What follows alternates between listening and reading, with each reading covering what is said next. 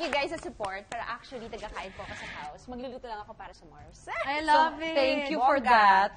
Ayan. So, hindi ka na-distress. Nasistress ka na. Nasa ko ngayon. Beck, sorry, ikaw yata ang titikim nito. So, Kaming kaya ko yan. lahat. Kaming Kaya sarapan mo yan. Oh, guys. Ito, ano to, Mars? Ground Ayan, beef. the ground beef. Actually, naglagay ako ng olive oil, pero kung hindi naman siya lean beef, meron na siya lard eh. So, Totoo. pwedeng doon na siya sa sariling mantika igisa, literally. Yeah. Ano yan, ma'am? Ayan, ito. After medyo brownish na yung beef natin, lalagay na natin yung garlic. Ayaw. Mahilig ako sa garlic, so sige na, ubusin na natin. Sige, lagay mo lahat. Good for the Lagay natin heart. lahat yan. Oo, ayan. And then, lagay na natin yung onions. Love it. Ayun, madali lang, oh. Feeling ko foolproof tong dish na to. Correct. Parang if I botch this, nakakahiya na talaga. Kayo naman, ano yung mga tipong outstanding na mga experiences nyo on the field? Meron ba kayo medyo funny story or nakakatakot na story? Sige, go, Beck. Ito muna. Mauna ka na, Beck. Magluluto muna ako. Sa akin, actually, medyo nakakalungkot. Kasi yung... Parang kapag tinatanong ko kung ano yung memorable, Yes. ang immediately naisip ko yung mga typhoon. Yes. Typhoon Sendong, 2011, and then Typhoon Yolanda, 2013. So, syempre alam mo naman natin yung nangyari ng mga panahong yon. So, sobrang, yun yung mga coverage na pagbalik mo ng Maynila, akala mo okay ka lang, pero pag nasa bahay ka na, yung may trauma ka pa pala. So, parang sobrang, ang heavy nung feeling. Tapos, hindi exage, pero talagang maiiyak ka on your own. Kasi syempre, parang you're back at the comfort of your home, tapos biglang naiwan mo yung mga taong nandun. So, pero ang siguro, ang pambawi na lang is, alam mo kahit paano, nakatulong ka dun sa mga tao. So, medyo... Ganyan, who helps you process that? Kayo ba mga reporter minsan, nagbibigay ng tips sa isa't isa? May nakakausap ba kayo Yes. about? Meron naman. Tapos, yung management din, meron Okay. silang stress debriefing.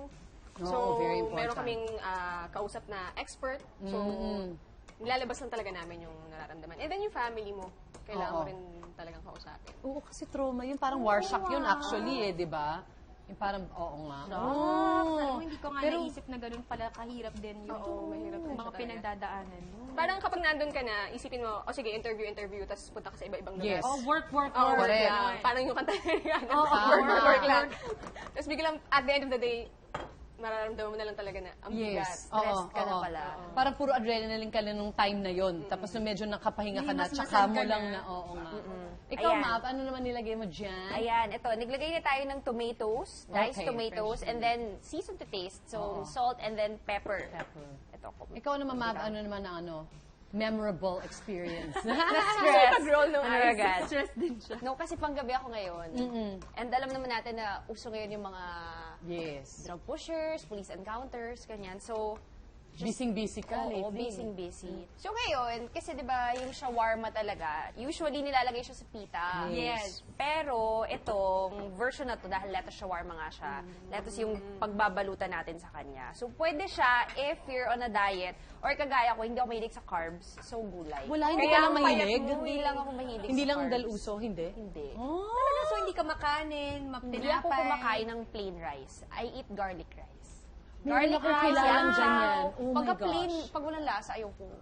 May friend akong ganyan nung game plan days ko. Kasi ang tagal na nun yun din. Kasi dahil walang lasa nga daw yung plain rice, hindi niya makain. So yun, nilalagyan niya ng margarine o butter. Basta kailangan may Yes. iba siyang halo. Oo, basta may halo. Pero nag-brown rice ka. Brown rice, okay lang din. Any Basta kailangan may konting May sahog. something. Basta may lasa.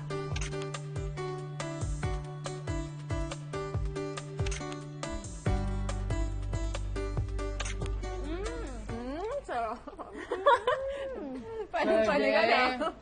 Pwede to. Parang Pasok na salad. pasok yung shawarma.